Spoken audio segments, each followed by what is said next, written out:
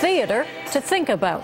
This is the story. I'm going to tell you about how Judith Snow changed my life. A song of praise from the book of Judith.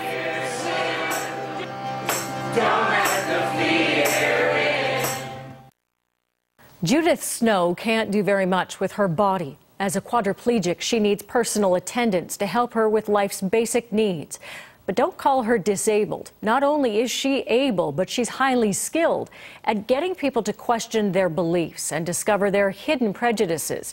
She did it to playwright Michael Rubenfeld, who's taking his experience with Snow to the stage. National Arts reporter Sandra Adma has the story. Beside a busy downtown street, a tent is pitched. Inside, an unusual piece of theater is about to take place. These unsuspecting theatergoers are about to take part in a revival meeting. At the entrance, prayer books are being handed out. The gospel choir is composed of singers with disabilities.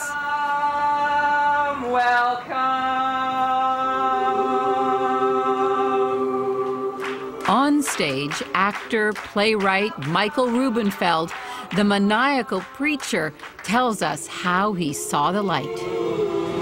This is the story. I'm going to tell you about how Judith Snow changed my life and how because of Judith... He isn't preaching about saving souls. The book of Judith is a performance about coming to terms with prejudice. Rubenfeld's path to enlightenment began 4 years ago. A friend was working as an assistant to a quadriplegic woman named Judith Snow, and he had an unusual request. He came up to me and asked me if I knew of anyone who might be interested in being her lover. And I said that I didn't. I had no idea. And then I also said that it was an amazing question. It was something I couldn't answer and I wanted to answer. Rubenfeld decided to write a play instead. This is the play. Casting Judith Snow in it. But first he discovered he had a lot to learn about the disabled and about himself. She was able to pretty much show me the sort of ignorance and arrogance about wanting to just create a play about someone's sex to exploit this woman essentially because she was quadriplegic, and that was kind of fascinating and scary and odd to me. Judith Snow is often called a leading advocate for the disabled, although she dislikes that term. I think the point is that there really is no such thing as disability. There are just people who have different abilities, and there's a broad spectrum, and we all live on this planet, and we all have to figure out how to live our lives as best as we can. And here we go. Part sermon, part musical comedy, and full participation as audience members pass around the bread to share. It's all in the service of Rubenfeld's mission to share with us how getting to know Judith Snow meant coming to terms with his own prejudices and how it changed his life. I'm a theater artist. I'm sort of a left-wing, liberal, blah, blah, blah. But the truth is that I learned that I don't know if I would make love to someone who's severely different or severely disabled or who's very different than myself. Bulmer leads the choir. She lost her sight as an adult in her 30s. Performing in this play has struck a chord for her.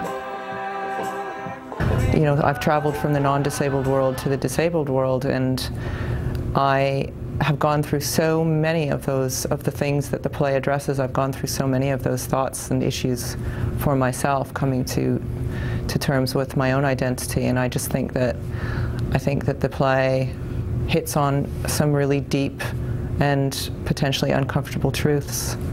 So I love it for that. Louder, please. I love Judith Snow.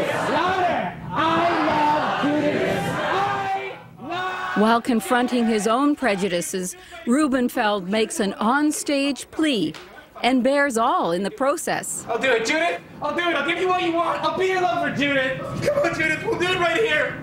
We'll do it in front of everybody, and it'll be perfect. It'll be amazing. Yeah, what we're taught is normal. What we're taught is attractive. What we're taught is sexy. It is not a quadriplegic. The problem is not being able to wrap our head around the idea of difference. The Book of Judith confronts these issues head-on, and it can be an uncomfortable ride. There's a part in the play where Michael calls me a freak, which is okay with me. I think it's a really good word to use. It's way better than disability.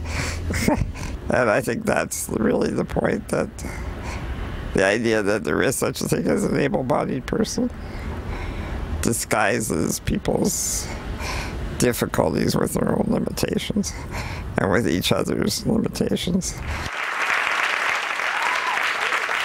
The Book of Judith runs in Toronto till the end of May, and plans are in the works for a cross-Canada tour.